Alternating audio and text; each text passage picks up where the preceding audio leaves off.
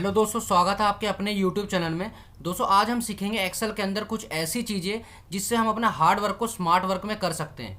दोस्तों अगर आप ऑफिस वर्क में वर्क करते हैं तो उस वहाँ पर अगर आपको कोई रिपोर्ट आपको दी जाती है और वहाँ पर आप कुछ टाइम लगाते थे 10 मिनट या 15 मिनट या 20 मिनट या आधा घंटा 1 घंटा, तो वहाँ पर आपको ये करना चाहिए कि वहाँ पर कुछ आपको ऐसा ऑटोमेशन करना चाहिए जिससे आपको जो वर्क है वो कुछ कुछ हद तक कम हो जाए। मतलब कि आपको जो टाइम उस रिपोर्ट में लग रहा है कुछ ऐसा आपको करना चाहिए जिससे आप उस रिपोर्ट को ऑटोमेट कर दे। वन टाइम आपकी थोड़ी मेहनत होनी चाहिए उसमें। उसके बाद आपको क्या है, सिंपली आपको डेटा पेस्ट करना है, ठीक है। उसके बाद सिंपली आपको वहाँ कुछ चेंजेस क्या करने होंगे, आपको सिंपली वहाँ क्लिक करना है या फिर आपको कुछ ऐसा करना है जिसकी आपका वो टाइम 10 से 15 मिनट लगेगा। अगर आप एक रिपोर्ट में 1 घंटा का टाइम दे रहे हैं तो वहाँ पर सिर्फ 10 से 15 मिनट लगे। तो आज की वीडियो में आपको मैं ये बताऊंगा वीवीए की कोडिंग से कि आप अगर वीवीए की ये कोडिंग आप यूज़ करते हैं तो ये वीवीए की कोडिंग आपको उस जगह पे आप यूज़ करके अपना अलग अलग डेटा को आप उस वीवीए की कोडिंग से आप बहुत सारा टाइम बचा सकते हैं और अपना हार्ड वर्क को स्मार्ट वर्क में कर सकते हैं। तो दोस्तों ये वीडियो आपके लिए बहुत इंपॉर्टेंट होने वाली है, तो दोस्तों इस वीडियो को शुरुआत से एंड तक जरूर देखना, आपके बहुत काम आ सकती है, ठीक है। तो दोस्तों हम अपनी वीडियो स्टार्ट करते हैं।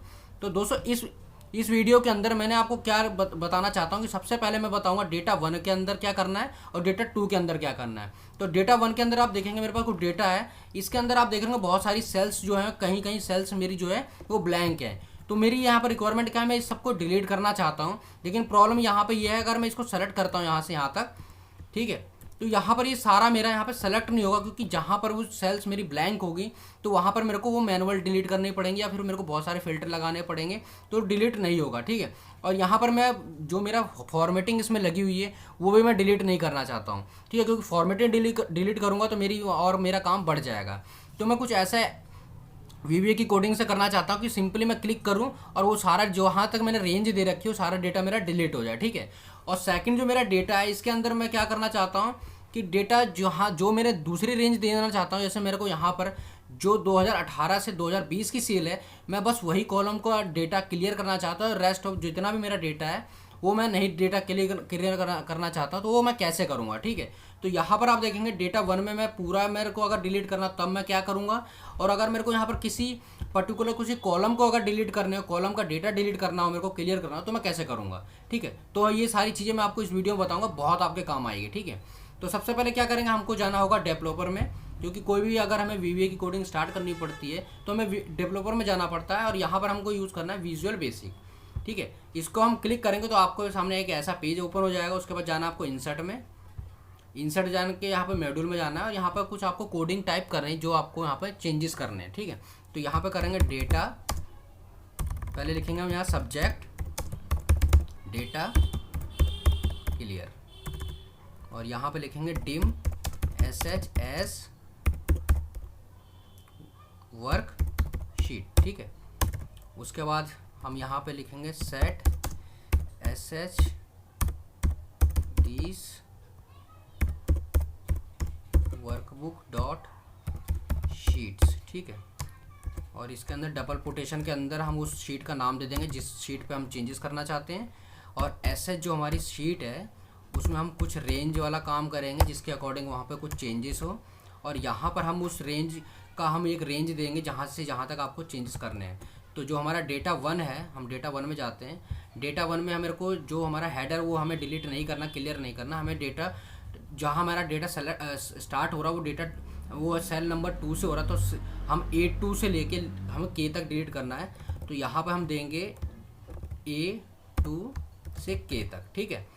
और यहाँ पर डबल कोटेशन का इसको बंद कर देंगे, यहाँ पर लगाएंगे एंड एप्लीकेशन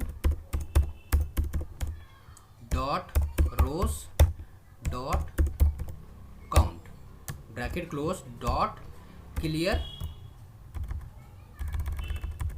डॉट क्लियर।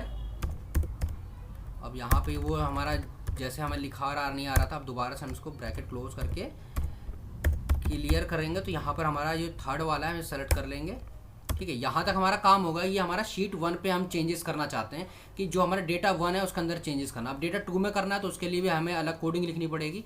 तो इसके लिए आपको क्या करना है, जब हमें सेम ही काम करना है तो हमें इसको कॉपी कर लेंगे, जो हमारी जो पहले हमने जो कोडिंग लिखी है इसको कॉपी करेंगे और नीचे हम इसको पेस्ट कर देंगे। बस आपको सिंपली यहाँ करना क्या है, शीट का नाम दूसरा रखना पड़ेगा। जैसे हमने एसएच रखा है, इसको मैं एन रख दूंगा, आप कुछ भी रख सकते हैं, उसमें कोई दिक्कत नहीं है।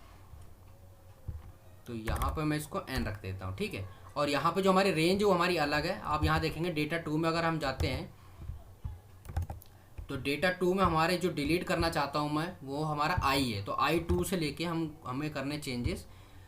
तो हम यहाँ जाएंगे, इसको करेंगे, ए को हटा के आई कर देंगे और बाकी हमारा सारा सेम रहेगा, ठीक है। तो यहाँ तक हमारा काम पूरा हो गया। अब हमें शीट का नाम देना है, क्योंकि अगर हम शीट का नाम नहीं देंगे तो उसको ये नहीं पता चलेगा हमें कौन से डेटा में चेंजेस करने, कौन से शीट में हमें चेंजेस करने हैं। तो इसको कॉपी कर लेंगे यहाँ से। शीट का नाम जो भी होगा आपका वो कुछ भी हो सकता है। तो यहाँ से मैंने इसको पेस्ट कर दिया, डेटा 1 के लिए, डेटा 2 के लिए ये कर दिया, यहाँ पर सिंपली इसको डेटा 2 कर दिया। तो यहाँ तक हमारा काम हो गया। अब यहाँ पे हम एक मैसेज देना चाहते हैं कि जब भी मैं डेटा क्लियर करूँ तो वहाँ एक मैसेज डिस्प्ले पे आए। तो यहाँ पर देंगे मैसेज बॉक्स, ठीक है।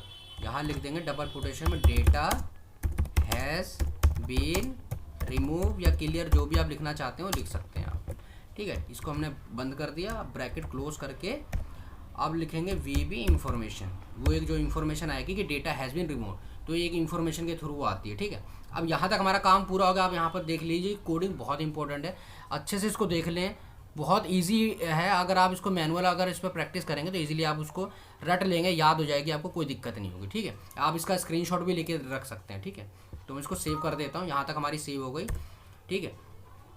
अब यहाँ पर क्या करना है, आप रन करने के लिए आप यहाँ पर इस टैब का भी यूज़ कर सकते हैं कि जैसे आप इस पर रन करेंगे तो वो आपका वर्क करने लग जाएगा। मैं चाहता हूँ यहाँ पर ही कुछ ऐसा करूँ कि वहाँ पर मेरे को बार बार उस फॉर्म पे जाने की ज़रूरत ना पड़े जहाँ पर हमने पूरी कोडिंग लिखी है। तो इसके लिए क्या करना पड़ेगा आपको, यहाँ डेटा 2 में मैं जाऊँगा, लास्ट वाली शीट पे जहाँ पर मेरा फाइनल डेटा है। तो यहाँ जाऊँगा इंसर्ट में, इंसर्ट आने के यहाँ पे मैं शेप का ऑप्शन आ रहा होगा, यहाँ शेप में एक सेलेक्ट कर लूँगा, कोई भी एक शेप। आप कोई भी शेप सेलेक्ट कर सकते हैं, या फिर आप गूगल से कोई इमेज सेलेक्ट कर सकते हैं। जैसा आप वर्क कर रहे हैं उसके अकॉर्डिंग, कोई इमेज के अंदर आप हाइपर लिंक लगाना चाहते हैं या ये कोडिंग लगाना चाहते हैं तो वो लगा सकते हैं, उसमें कोई दिक्कत नहीं है। तो यहाँ से मैंने इसको सेलेक्ट कर लिया। अब माउस से राइट क्लिक करके यहाँ से मैं एडिट टेक्स्ट कर देता हूँ। यहाँ मैं कुछ लिखना चाहता हूँ, डेटा रिमूव्ड, मैंने ये लिख दिया। अब मैं इसको थोड़ा सा एडजस्ट कर देता हूँ, ठीक है। मैंने इसको एडजस्ट कर दिया। कैसे एडजस्ट करते हैं, ठीक है। मैंने इसको यहाँ फॉर्मेटिंग थोड़ी कर दी,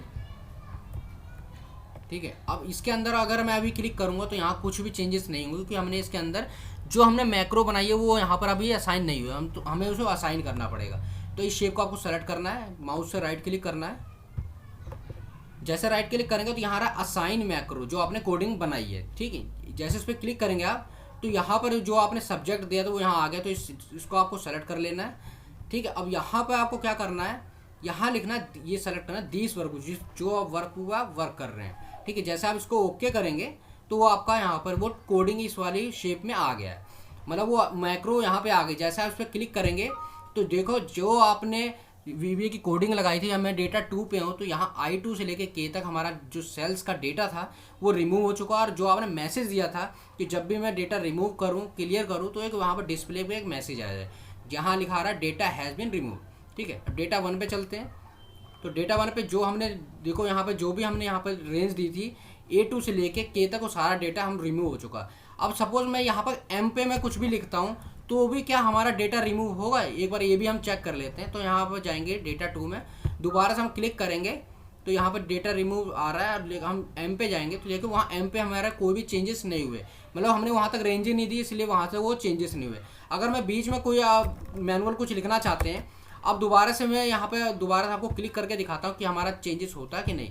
जैसे हमने इस पर क्लिक किया तो आप देखेंगे डेटा 1 पे वापस जाते हैं तो यहाँ पे देखें वो जो भी मैंने लिखा था डिलीट हो गया, लेकिन ये वाला डिलीट नहीं, क्योंकि हमने वहाँ तक रेंज नहीं दी। अगर आप वहाँ तक रेंज देंगे तो वो भी डिलीट हो जाएगा। तो होप दोस्तों ये कोडिंग आपको अच्छी लगी होगी, आपको समझ में आ गई होगी। फिर भी आपका कोई क्वेश्चन है तो आप हमें कमेंट बॉक्स में कमेंट करके भी बता सकते हैं। और दोस्तों अगर कोई आपके पास ऐसा डेटा है जिसमें आप चाहते हो मैं आपकी हेल्प करूँ, तो आप हमारी ईमेल आईडी पे हमें मेल कर सकते हैं। अबाउट में जाके वहाँ पर मैंने अपनी मेल आईडी मेंशन कर रखी है, आप वहाँ पर मेल करके वो डेटा मेरे साथ शेयर कर सकते हैं। वहाँ पर भी मैं आपकी अच्छे से अच्छे हेल्प करूँगा ताकि आपको अच्छे से अच्छे समझा सकूँ। तो मिलते हैं नेक्स्ट वीडियो में नई नई चीज़ों के साथ, तब तक के लिए थैंक यू सो मच।